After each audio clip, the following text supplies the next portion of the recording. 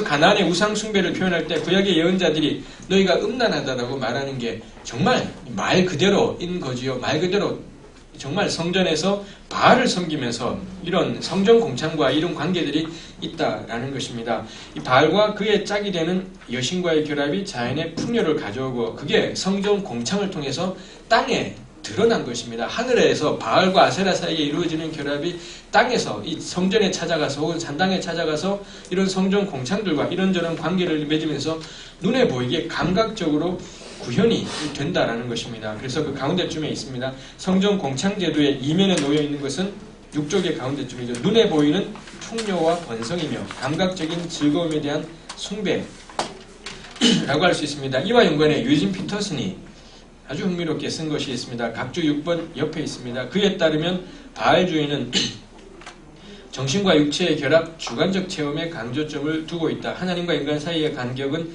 제2참여의 경험으로 메워진다. 소와 같은 형상으로 표현된 신에 대한 제의는 인간과 친숙한 제의이며 개인적 필요를 설득력 있는 즉각성으로 충족시키고 있다. 신의 초월성은 제의 속에서 경험하는 황홀 체험을 통해 극복된다. 감각적인 참여를 특징으로 하고 있으며 이에 따라 이미지들이 필수적이고 더 대담하고 더 감각적이고 더 다채로울수록 더 나은 효과들을 가져오죠. 바알주의가 이스라엘을 끌어당긴 매력의 또 하나는 그런 점에서 넘치는 제의, 이 제의라는 게 제사인 거죠. 넘치는 제사 제도야말로 이 바알주의의 매력이었다고 보입니다. 제의가 인간의 일상사와 결부되어 있고 제의를 통해 경험하는 특별한 개인적 황홀 체험이 주는 만족과 더불어 제의만으로 충분하다는 점, 그게 사사건건 백성들의 일상에서의 순종과 율법에 따른 삶을 요구하는 야훼신앙과는 대조적인 매력이라고 할 수 있을 것입니다. 갈멜산에서 엘리야와 대결을 펼치던 이 바알과 아세라의 선지자들은 그 신의 성품과 그 신의 행하심에 대해서 아무런 말도 그들이 하지 않지요. 다만 엄청난 제의, 자기 몸을 찌르기까지 엄청난 제의와 그 제의 속에서 경험하는 무아지경의 경지, 자기 몸을 찔러서 피가 났다고 했지요. 그 하나도 그 사람들 아프지 않았을 것입니다. 완전히 신적 합일의 경지에 그 사람들이 들어간 거죠. 그래서 찔러도 아프지도 않고 막 무당이 작두를 타는 것하고 마찬가지인 거지요.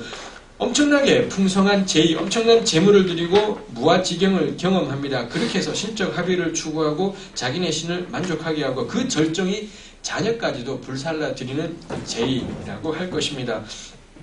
이 가나안의 바알 신앙의 일상의 윤리적 삶에 대한 요구와 명령이 실제로 존재하지 않았는가?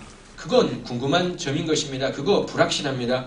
그거와는 상관없이 적어도 구약 성경은 바알 신앙은 그에 대해서 아무 관심이 없는 종교로 그리고 있다라는 것. 이게 구약이 우리에게 전해주고 싶은 거고, 이게 구약에서는 하나님께서는 이게 바알 신앙의 최대 나쁜 점이다라고 말씀하고 있는 것입니다. 바알 선지자들이 왕실을 지원하고 왕실의 후원을 받았다는 것은 풍요의 신으로서 바알 신앙의 당연한 귀결 일 것입니다. 바알 신앙은 부와 권력의 증강을 지지하고 후원했습니다. 이 점이 첨예하게 드러난 부분이 나봇의 포도원을 둘러싼 갈등일 것입니다.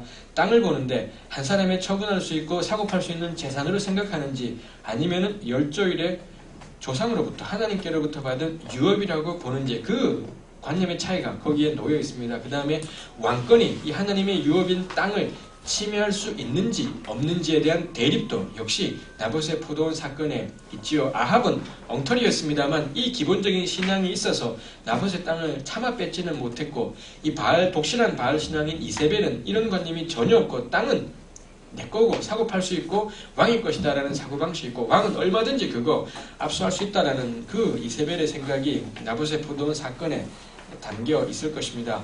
결국 바알 신앙 혹은 바알주의가 끊임없이 이스라엘을 유혹할 수 있었던 것은 제의 속에서의 황홀 체험과 결부된 가시적인 물질적 풍요에 대한 약속과 이의 구현, 신앙이 합당한 윤리적 삶에 대한 요구 없이 넘치는 제의에 기반한 종교의 매력을 들 수 있을 것이다. 뒤집어 말하면 바알 숭배가 이스라엘에 가지고 온 최대의 폐해는 제사 혹은 예배 남용이다라고 할 것입니다. 제사만큼 행하기가 명확하고 분명한 것도 없고 정성이 필요한 것도, 정성이 눈에 보이게 드릴 수 있는 것은 제사만한 것이 없다라는 것입니다. 그렇지만 구약을 볼 때 이스라엘에서 제사가 부족하고 예배가 모자라서 문제가 되었던 적은 거의 몇몇 군대들이 있습니다. 특정한 상황이 있겠습니다만 거의 없었고 대부분은 제사가 넘쳐났는데 그러했다라는 것입니다. 이 바알에 대한 제사를 드리면 즐거움이 오지요. 황홀을 체험하지요. 그뿐 아니라 자연도 회복이 되지요. 비도 내리게 되고 토양도 비옥해지고 풍성해지는 것입니다. 그래서 바알 숭배와 현실에서의 즐거움과 풍요는 직접적으로 결합되어 있고, 그런 점에서 바알 숭배는 명확하게 오늘날의 개념으로 치자면 물신 숭배가 될 것입니다.